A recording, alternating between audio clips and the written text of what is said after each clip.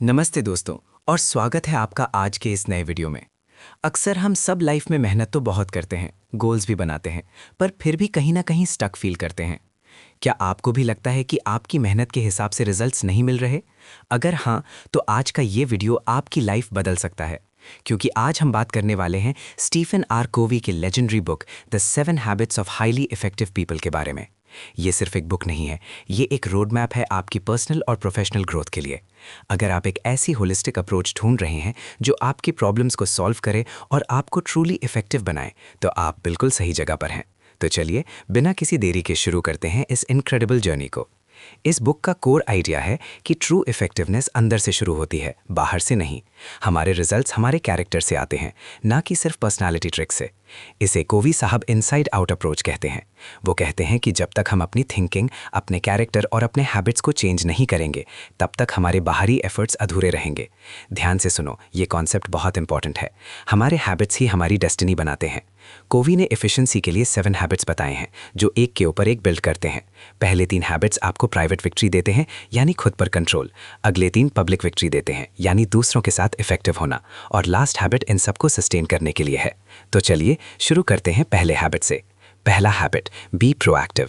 इसका मतलब है अपनी जिंदगी की जिम्मेदारी खुद लेना। आप अपनी लाइफ के ड्राइवर हैं, पैसेंजर नहीं।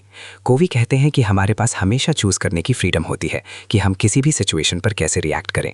देखो, 2 तरह के लोग होते हैं, प्रोएक्टिव और रिएक्टिव। रिएक्टिव लोग अपनी प्रॉब्लम्स के लिए दूसरों को, सर्कमस्टांसेस को या किस्मत को ब्लेम करते हैं। मेरे बॉस ने ऐसे किया, ट्रैफिक की वजह से लेट हो गया, मेरी किस्मत ही खराब है। ये सब एक्सक्यूजेस हैं। लेकिन प्रोएक्टिव लोग अपनी जिम्मेदारी लेते हैं। वो कहते हैं, ठीक है, प्रॉब्लम है, अब मैं क्या कर सकता हूँ। उनका फोकस होता है सर्कल ऑफ इन्फ्लुएंस पर, यानी उन चीज़ों पर जिन्हें वो कंट्रोल कर सकते हैं। और रिएक्टिव लोग सर्कल ऑफ कंसर्न पर फोकस करते हैं, यानी उन चीज़ों पर जिन्हें वो कंट्रोल नहीं कर सकते, जैसे मौसम, दूसरों का बिहेवियर, इकोनॉमी। आप सोचिए, आप एक प्रोजेक्ट में डिले हो गए। एक रिएक्टिव पर्सन बोलेगा, क्लाइंट ने सब लेट दिया, मैं क्या करता। एक प्रोएक्टिव पर्सन बोलेगा, हाँ क्लाइंट ने लेट दिया, बट मैं नेक्स्ट टाइम अर्ली फॉलोअप करूंगा या बैकअप प्लान रखूंगा। ये है डिफरेंस।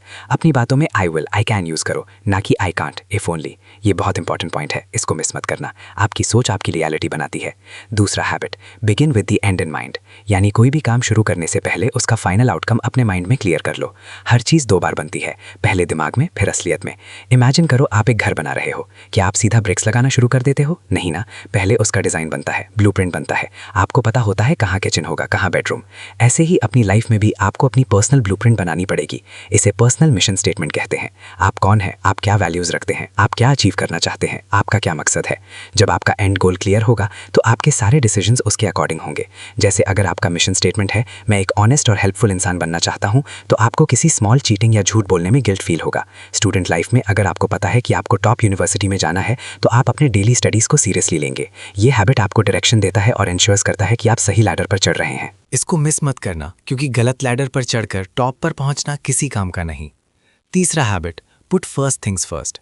अब जब आपने जिम्मेदारी ले ली है और अपना एंड गोल ही डिफाइन कर लिया है, तो अब उस पर काम करना है। लेकिन कैसे?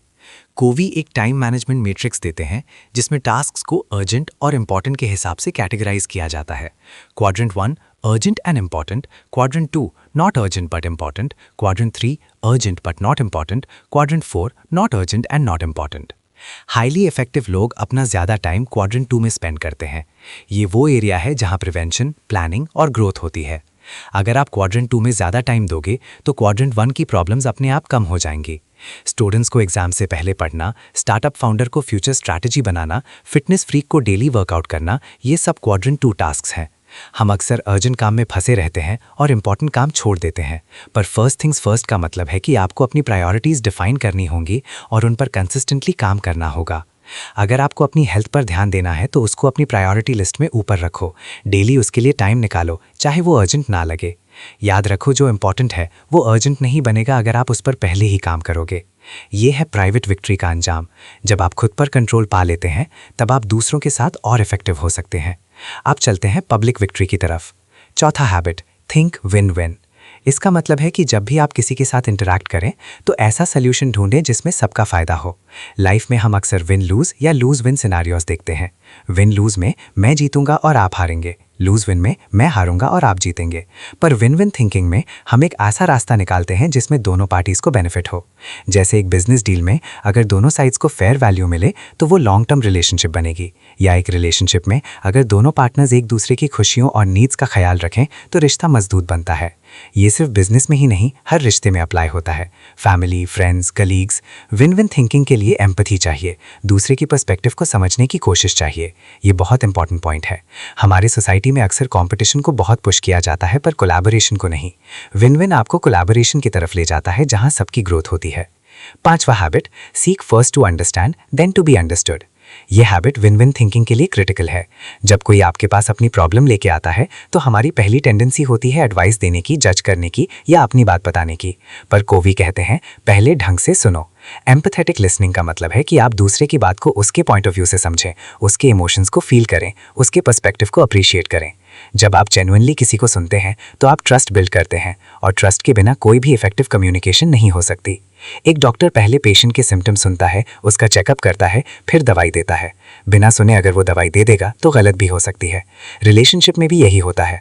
पार्टनर की बात को पूरा सुनो, उसको फील करो, फिर अपनी बात कहने का चांस आपको अपने आप मिलेगा और आपकी बात ज़्यादा इम्पैक्टफुल होगी। ये बहुत इंपॉर्टेंट पॉइंट है, क्योंकि मिसअंडरस्टैंडिंग्स और कॉन्फ्लिक्ट्स इसी वजह से होते हैं कि हम सुनते कम हैं और बोलते ज़्यादा हैं। 6वां हैबिट, सिनर्जाइज। सिनर्जाइज का मतलब है जब 2 या 2 से ज़्यादा लोग मिलकर ऐसा कुछ क्रिएट करते हैं जो वो इंडिविजुअली कभी नहीं कर सकते थे। The whole is greater than the sum of its parts. जब अलग अलग बैकग्राउंड, अलग अलग सोच वाले लोग एक साथ आते हैं और एक दूसरे के डिफरेंसेस को वैल्यू करते हैं, तब मैजिक होता है। जैसे एक ऑर्केस्ट्रा में अलग अलग इंस्ट्रूमेंट्स अलग अलग ट्यून बजाते हैं, पर जब वो सब मिलकर बजाते हैं तो एक खूबसूरत संगीत बनता है। सिनर्जाइज करने के लिए पहले 2 हैबिट्स बहुत ज़रूरी हैं। जब आप दूसरे की बात समझते हैं और म्यूचुअल बेनिफिट सोचते हैं, तब आप क्रिएटिव सॉल्यूशंस निकाल पाते हैं। टीम प्रोजेक्ट्स में, ब्रेनस्टॉर्मिंग सेशंस में, इनोवेशन में सिनर्जी प्ले करता है। ये वो फेज है जहां प्रॉब्लम्स का सॉल्यूशन सिर्फ मिलता नहीं, बल्कि एक नया और बेटर सॉल्यूशन क्रिएट होता है। आप एक स्टार्टअप टीम में हैं। अगर सब अपनी अपनी तरफ खींचें तो काम नहीं बनेगा, पर अगर सब एक दूसरे के स्ट्रेंथ्स को यूज करें और वीकनेसेस को कवर करें तो वो टीम अमेजिंग रिजल्ट्स देगी। इसे मिस मत करना, क्योंकि अकेले आप एक लिमिट तक ही जा सकते हैं, पर साथ में पॉसिबिलिटीज एंडलेस हो जाती हैं। 7वां हैबिट, शार्पन द सॉ। ये हैबिट बाकी सब हैबिट्स को सस्टेन करने के लिए है। इसका मतलब है कि आपको खुद को रेगुलर बेसिस पर रिन्यू करना है, रिचार्ज करना है। जैसे एक लकड़हारा अगर अपनी कुल्हाड़ी को तीखा ना करे तो उसे पेड़ काटने में ज़्यादा मेहनत लगेगी और कम पेड़ कटेंगे। आपको अपने आप को मेंटली, फिजिकली, स्पिरिचुअली और सोशल इमोशनली शार्पन करना है। Physically healthy diet, exercise, enough sleep. Mentally reading, learning new skills, writing. Spiritually meditation, spending time in nature, connecting with your values. Social emotionally, spending quality time with loved ones, building meaningful relationships, helping others. जब आप खुद पर ध्यान देंगे तभी आप दूसरे habits को इफेक्टिवली प्रैक्टिस कर पाएंगे। ये कोई लग्जूरियस एक्टिविटी नहीं है, ये एक नेसेसिटी है। अगर आप डेली वर्कआउट करते हैं तो आपकी फिजिकल एनर्जी बनी रहेगी। अगर आप रोज कुछ नया पढ़ते हैं तो आपका दिमाग शार्प रहेगा। इसको मिस मत करना, क्योंकि यही आपको बर्नआउट से बचाएगा और आपकी इफेक्टिवनेस को लॉन्ग टर्म में मेंटेन करेगा। ये सातों हैबिट्स एक दूसरे से जुड़े हुए हैं, एक के बाद एक बिल्ड होते हैं। ये कोई क्विक फिक्स नहीं है, ये एक प्रोसेस है, एक जर्नी है। जब आप इन हैबिट्स को अपनी लाइफ में उतार लेते हैं तो आपकी इफेक्टिवनेस नेचुरली बढ़ जाती है। आप प्रोएक्टिव बन जाते हैं, आपके गोल्स क्लियर होते हैं, आप प्रायोरिटी सेट करते हैं, आप दूसरों के साथ इफेक्टिवली इंटरैक्ट करते हैं और आप खुद को रेगुलरली रिन्यू करते हैं। इससे आप अपनी प्रॉब्लम्स को एक नए तरीके से देखना शुरू करते हैं और उन्हें सॉल्व करने के लिए बेटर इक्विप्ड हो जाते हैं। तो दोस्तों, ये थे the 7 habits of highly effective people की कोर टीचिंग्स। ये हैबिट्स सिर्फ बुक में पढ़ने के लिए नहीं है, इन्हें अप्लाई करना है। मैं आपको चैलेंज करता हूं कि आज ही इनमें से कोई एक हैबिट चूज करें जो आपको सबसे ज्यादा रेजोनेट करती है और उसको अपनी लाइफ में अप्लाई करना शुरू करें। छोटे कदम उठाओ पर कंसिस्टेंट रहो। देखिएगा कुछ ही टाइम में आपको अपनी लाइफ में पॉजिटिव चेंजेस दिखना शुरू हो जाएंगे। याद रखो, इफेक्टिवनेस कोई डेस्टिनेशन नहीं, ये एक जर्नी है। इस जर्नी पर चलते रहिए और बेहतर बनते रहिए। थैंक यू फॉर वॉचिंग और मिलते हैं अगले वीडियो में। Take care.